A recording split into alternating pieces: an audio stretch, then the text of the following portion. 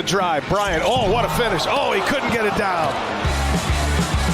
Meyer running the floor, a chance. Meyer, two-handed jam. In transition, Baylor gets a quick 2 prior to the horn. Welcome to Sick'em 365 Radio, live from Railhead Smokehouse in Fort Worth. One and done for Marquette. Black to Maddox, too easy. A breakdown defensively, and Shaka Smart wants a timeout. Our coverage of the NCAA tournament is brought to you by Allen Samuels Dodge Chrysler Jeep Ram Fiat, Automatic Chef and Canteen, Edward Jones Investments, IdealMRI.com, Marco's Pizza, The Nichi Group, Pioneer Steel and Pipe, Southwest Sports Medicine, Texas Farm Bureau Insurance, Waco Custom Marketplace, and the Willis Law Firm. Well, Kenjo did a great job cutting off Bryant right there. And now Meyer with a steal. Meyer racing to the basket, and he will lay it in with a left hand.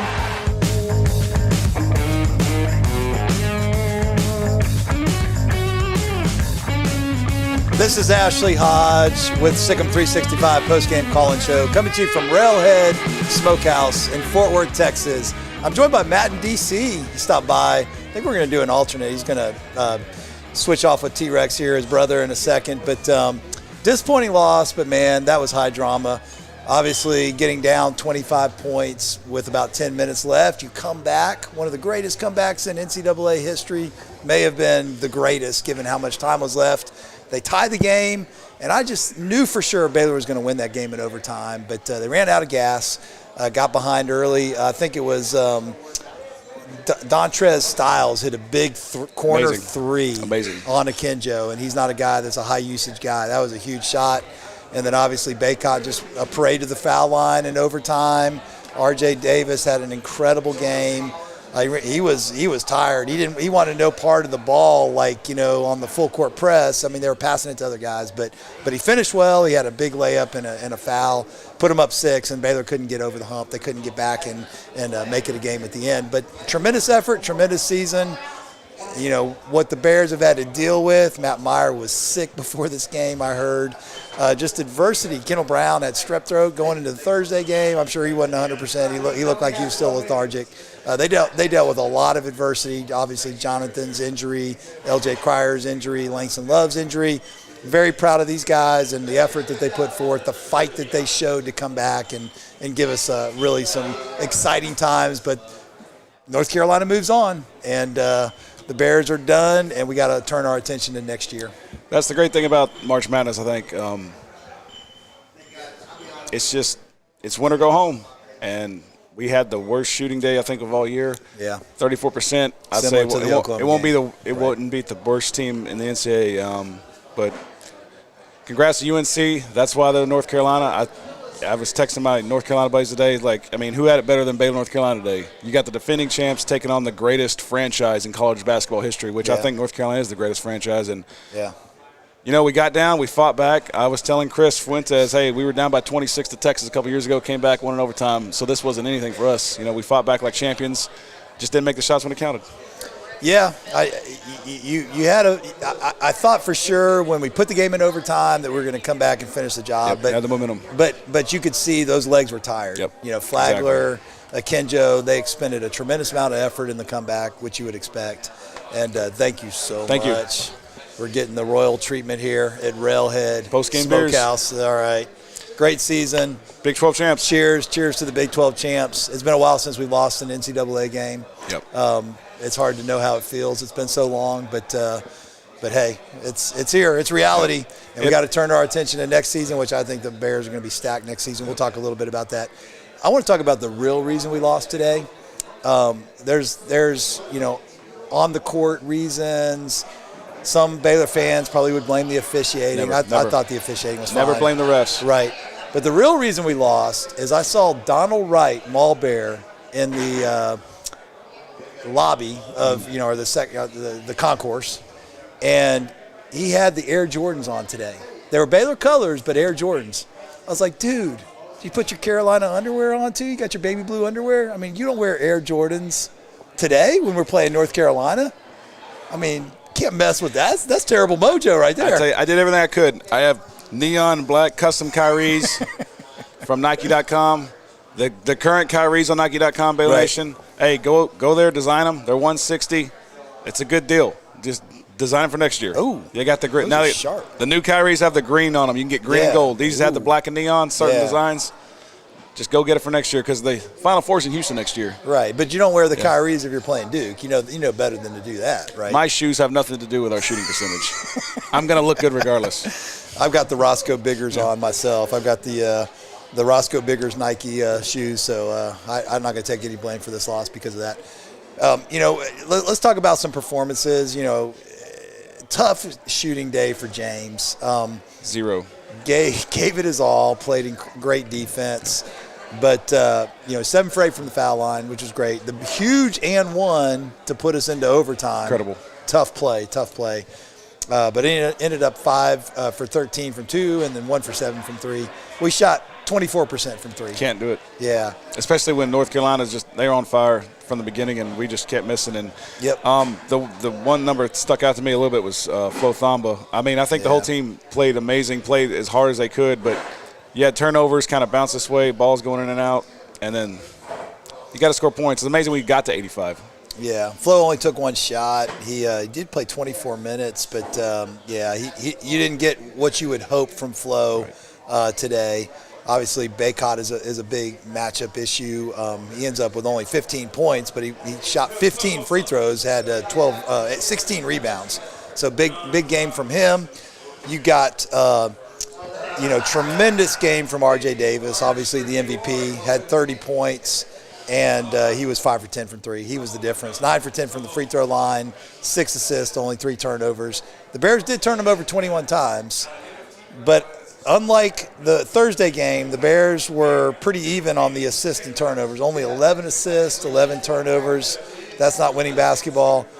Carolina did have 22 assists, but they did have 21 turnovers. We'll talk about Brady Manick. He was terrific, obviously, but big flagrant 2 foul that got him ejected. We got any calls, Armstrong? Not yet. 254-339-1122 is the number. You can also text me your questions at 817-721-8611. All right, we got a text here. Definitely hurts to lose after an epic comeback. I wouldn't consider this season as a failure because Big 12 title and 27 wins. Now we'll see what happens in the offseason for guys like Kendall Brown, Jeremy Sohan, and our 3 seniors who can all come back. Great thoughts. I mean, to me, this is a successful season. I know people are going to be disappointed that we didn't make the Sweet 16. But you're playing. I mean, Carolina's a hot team. I mean, they like the last month of the season, obviously they proved it when they went to Duke and beat Coach K his final game. That was awesome. They got bounced in the tournament by Virginia Tech, but they thumped Virginia in that opening game of the ACC tournament, not the Big 12 tournament. That was a tough matchup. We only played 5 guys, a lot of minutes. So from that standpoint, it was favorable. But we did too many things wrong in the first half and then dug a huge hole in the second half. And Brady Manick's ejection, that sparked some life in us, really helped fuel that 25-point comeback. Obviously, Caleb Love. 25? I thought it was 26. 25? I think it was 25 is 25, what I was told. Yeah. It's easy. You just got to make shots. Hey, we were down to 26 Texas. Came back this one. Yeah. Never out of it. Only the last 5 minutes matter. Was it 20? I think it was only 17 against Texas or 19. 2019 year? You're talking, yeah. I think that was only 19. We can have somebody call in or look it up, but it was a lot. Yeah. And but we had shooters after shooters after shooters. LJ Cryer's absence was a huge absence today. I think we had Cryer. Oh yeah. And Langston Love. I mean, we're in it. The season, Dell played great. Dell brought it. I mean, obviously missed a few big shots, but it was good to see him hit some threes. I'm really encouraged by what he brings, especially the competitiveness. I thought Jeremy's competitiveness was incredible. We got a call. Armstrong, who we got on the line? We have Stephen from Virginia. Hey, Stephen. Stephen. Welcome to the Post-Game College Show with Ashley Hodge and Matt. Hey, guys. That's Cheers, Stephen. one of the most insane, intense games I've ever watched.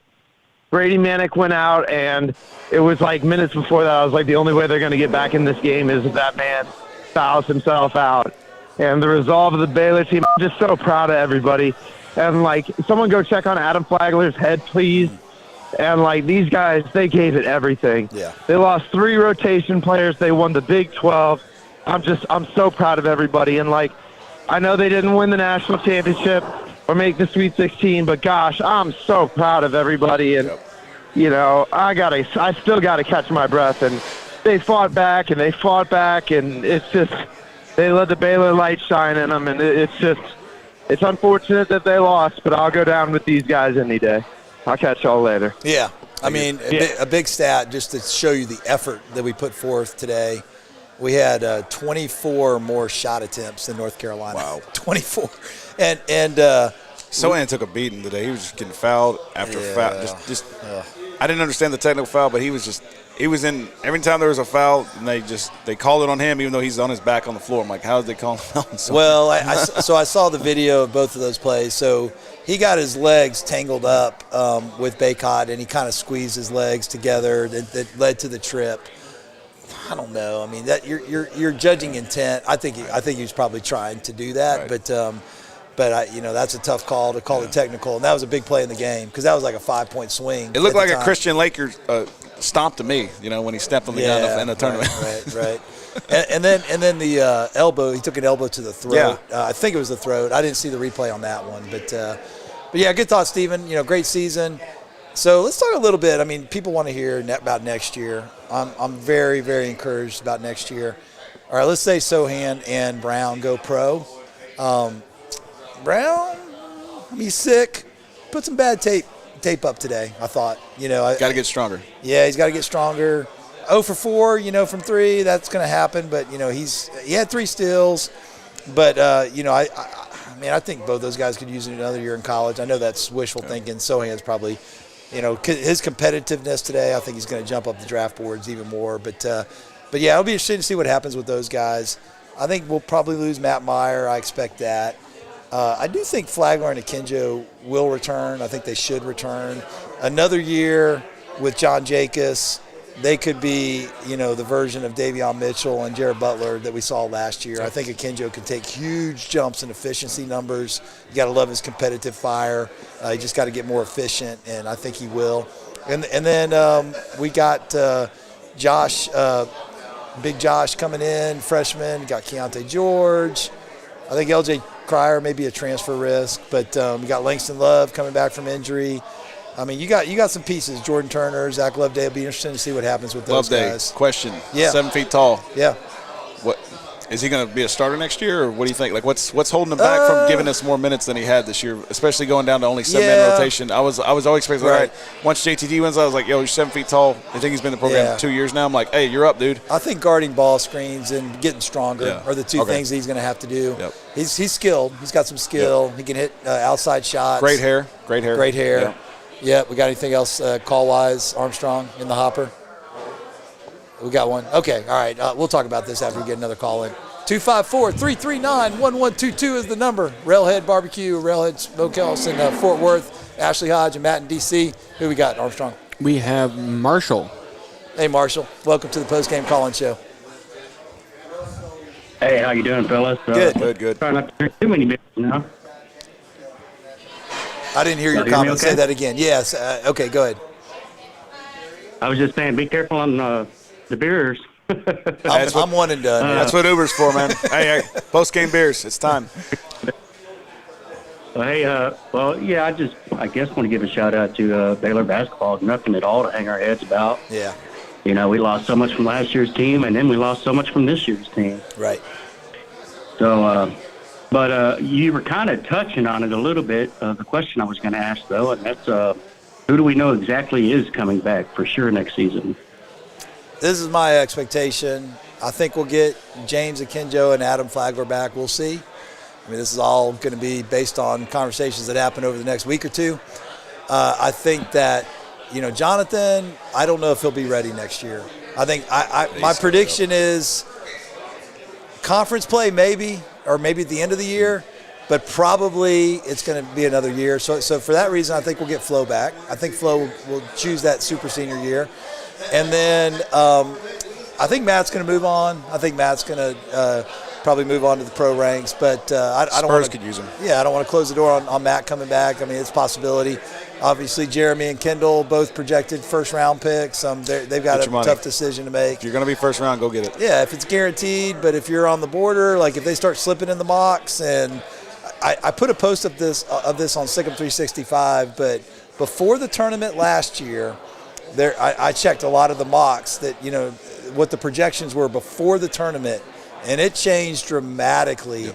Yeah. And then some of the guys they projected in the first round before the tournament didn't end up getting drafted. Right. They slipped into the second round. So obviously they'll playing in Idaho. Yeah, G League. You don't want to be G League sucks. You can play in front of the Big 12 crowds. G League sucks compared to the Big 12. Or you can play in Boise, Idaho. Right. Just a thought. Right. Yeah, I mean, that's the thing. Obviously, you got 24/7 access to practice gym. You got great nutrition. You got great strength. You got a GA helping you put up shots all the time. There's none of that in the G League. You're the man. There's none you're of that the man in the on G campus. Yeah. You go to G League, you play Boise, Idaho, Frisco, Texas. And with NIL, you can probably make as much money playing at Baylor with NIL deals as you could in the G League. So yeah, there's some decisions to be made. I think we will be picking first in the transfer portal for a forward. I think we're going to get a great forward or two maybe.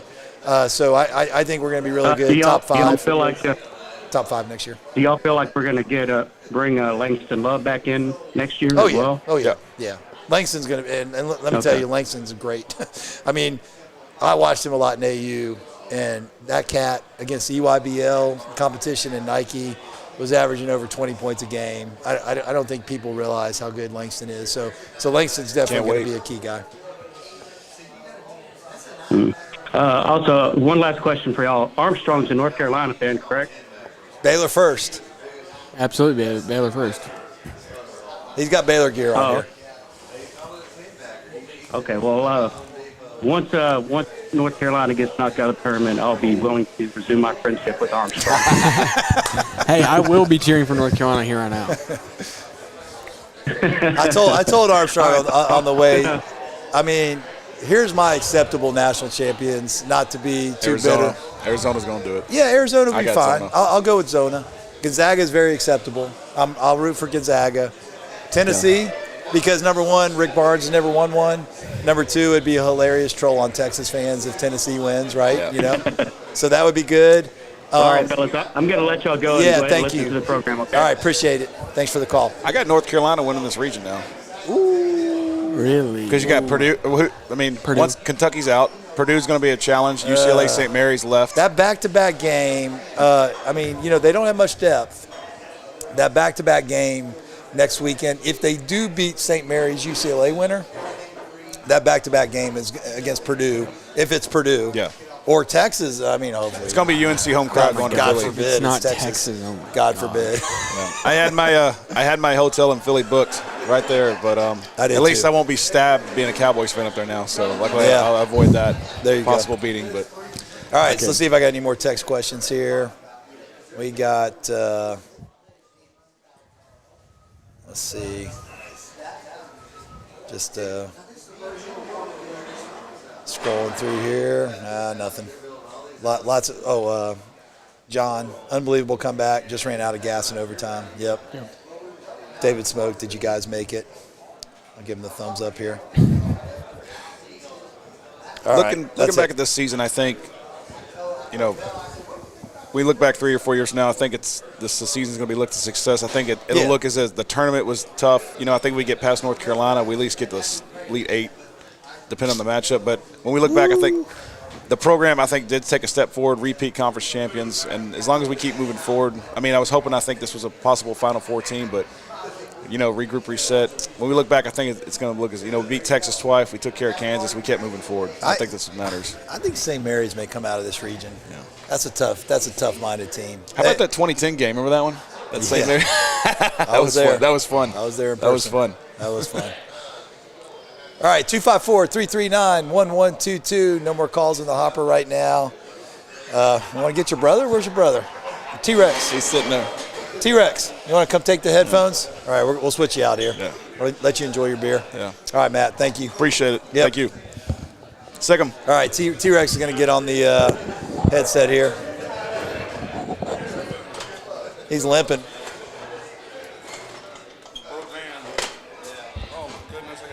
Oh, gosh. Look out. All right, this is risky. This is why the FCC isn't on here. This is what we call high risk, high return radio. I don't know about high return, but it is high risk. You understand that compliance term, Travis? I'm off the clock. Travis is a compliance guy for LPL Financial, so just stay out of my business. That's all I ask. I did have some questions. All right, what do you think? What are your takeaways? Are you super disappointed? Are you just reflective of a good season? What's your thoughts right now? I mean, great season, great way to fight through all those injuries. You know, when's the last time someone repeated? It's been before I was born. So, yeah. You know, so those odds are already stacked against you, just kind of generally. But to fight through the injuries, get where we were, still win the conference. Yeah, we're sharing it, but it's still a trophy in the trophy case, so We'll take it. Great season overall. I mean, given everything together. The game today, great fight, but we should have never been in that position to begin with. Yeah, well, and then you could also say if Brady Manick doesn't get ejected, we probably don't finish that comeback, right? Yeah, exactly. Yeah. I mean, but like you said, we just laid an egg. I mean, kind of like we did against Oklahoma. Cryer was a huge loss. Yeah. Cryer not playing was a huge loss because he's another guy that stretches the floor. You got to have three shooters. And then James had a tough year shooting threes. He'll finish the season under 30%. He's been a 40% career three-point shooter. Now he has so much pressure on him as a ball handler, and I think next year having another dynamic scorer like Keontae George, if LJ Cryer comes back, that would be great. Another guy that spreads the floor.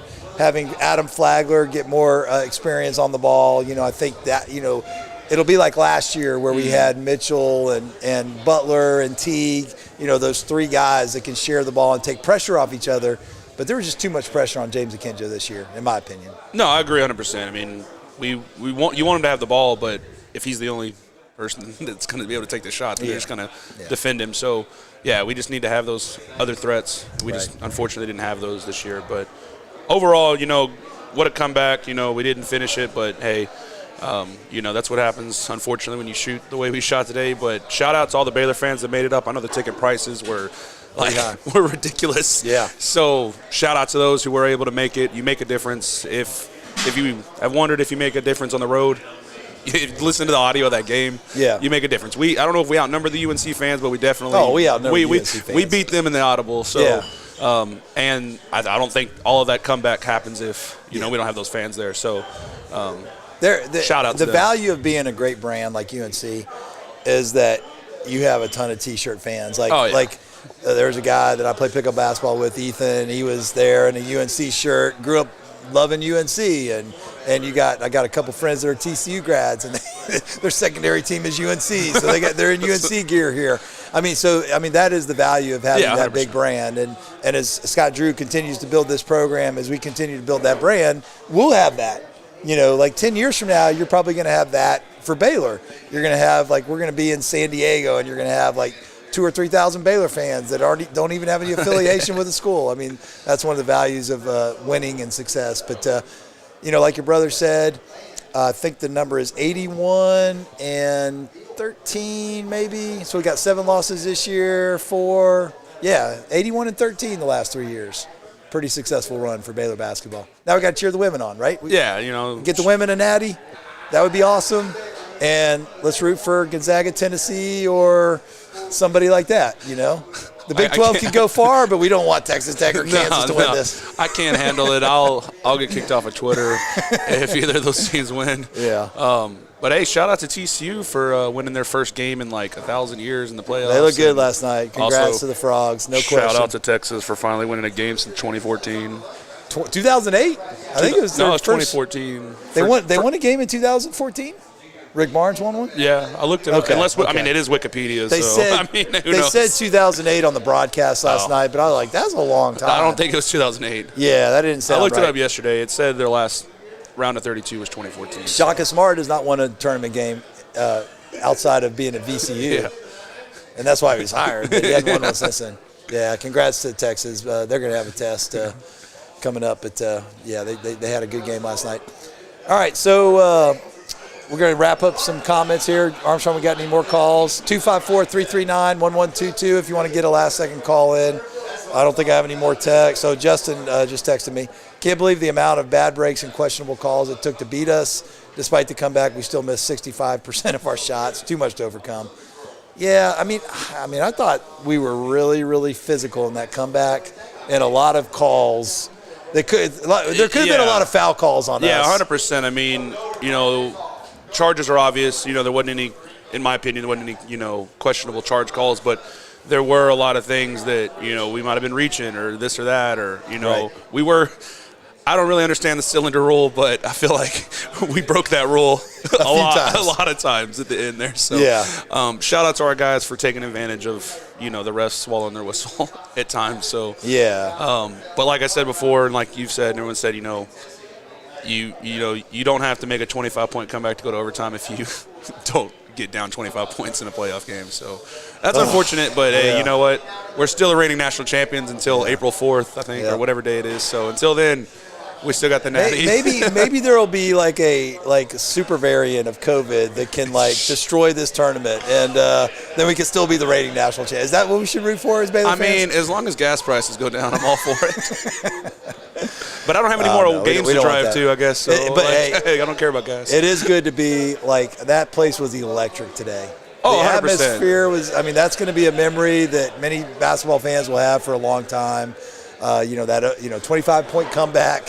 And then obviously North Carolina finished the job in overtime, which was disappointing from a Baylor standpoint, but from a nonpartisan, high drama standpoint, that was a good branding for Baylor basketball. Yeah, 100%. I mean, if you looked at the end where North Carolina was shooting in the second half, I don't think I saw a single Baylor fan, but there were a lot of fans yelling during their free throws. Right. So it's electric basketball. Those guys, you're getting free basketball. So hey, we'll take anybody if you want to cheer for Baylor. Yeah, I'm all for it. Every T-shirt bought is money in our pocket. All right, we got a live question from an audience member here. Caller, this is a long-time listener. Yes. The Travel Bear, Jason in Fort Worth. Oh, awesome. Hey, Jason. Yes, sir, brother.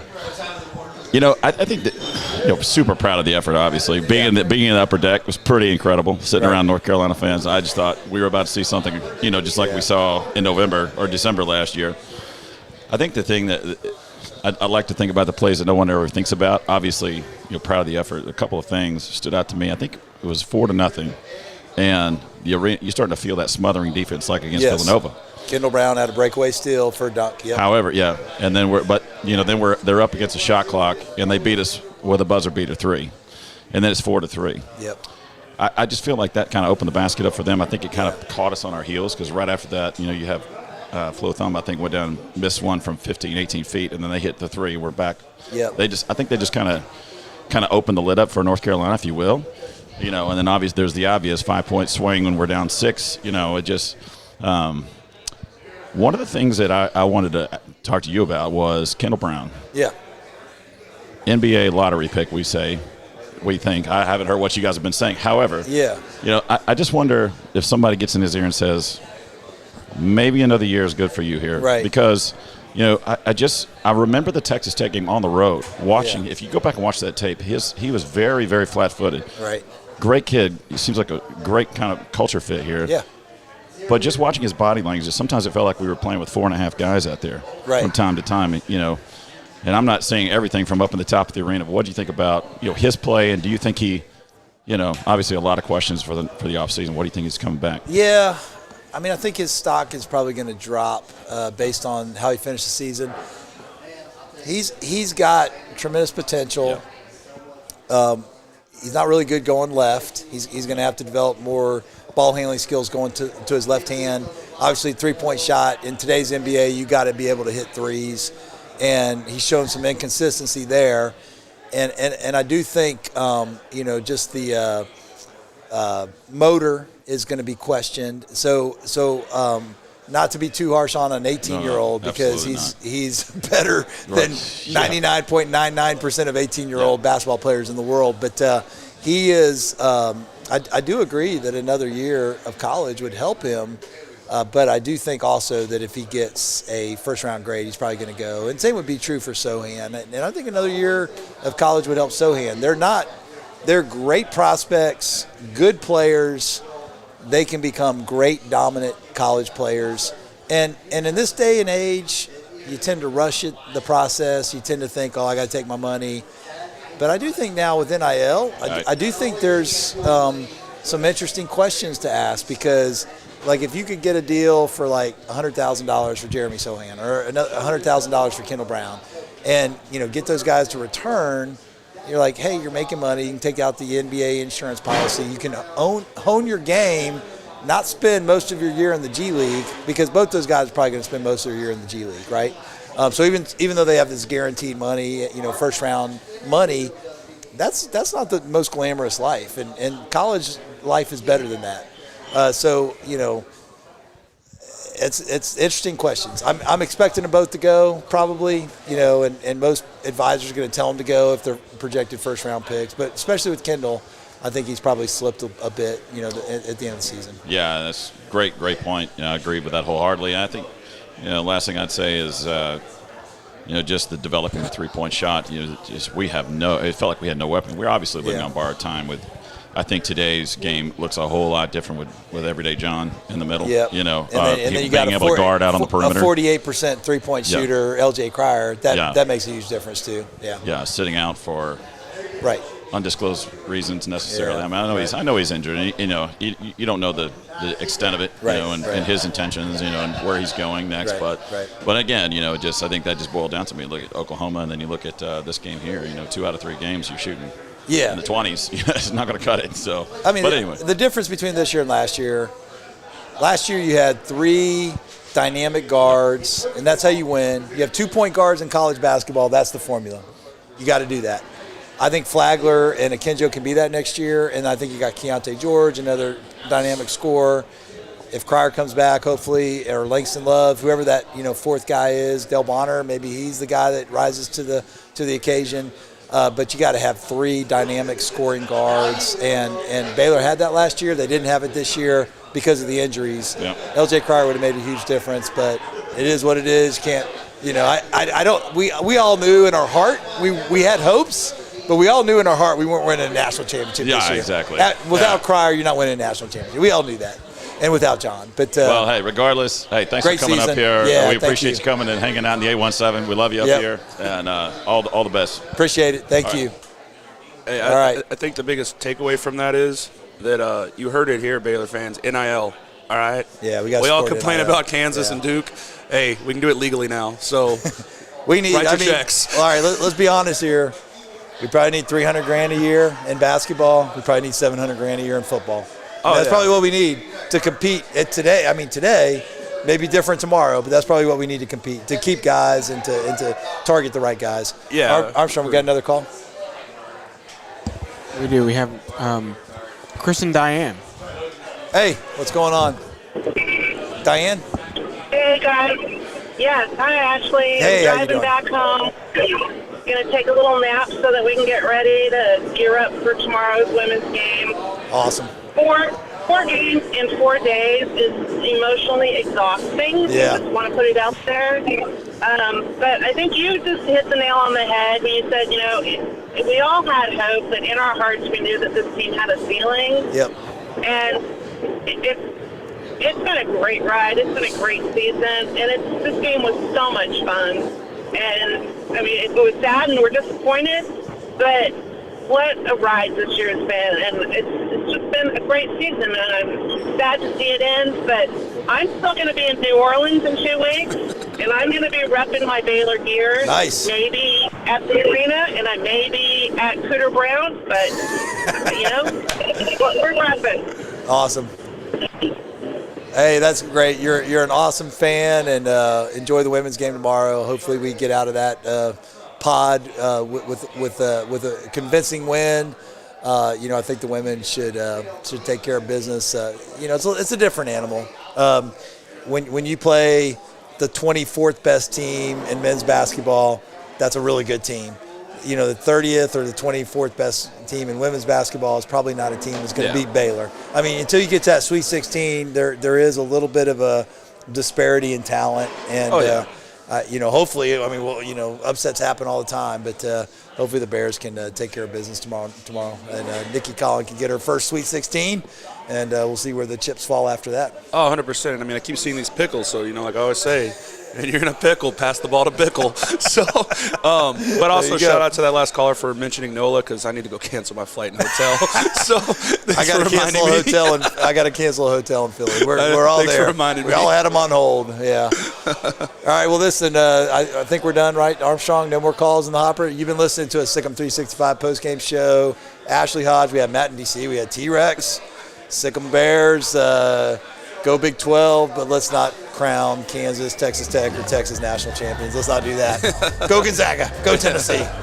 Go North Carolina. St. Peter's. St. Peter's, no Peacocks, baby. All right.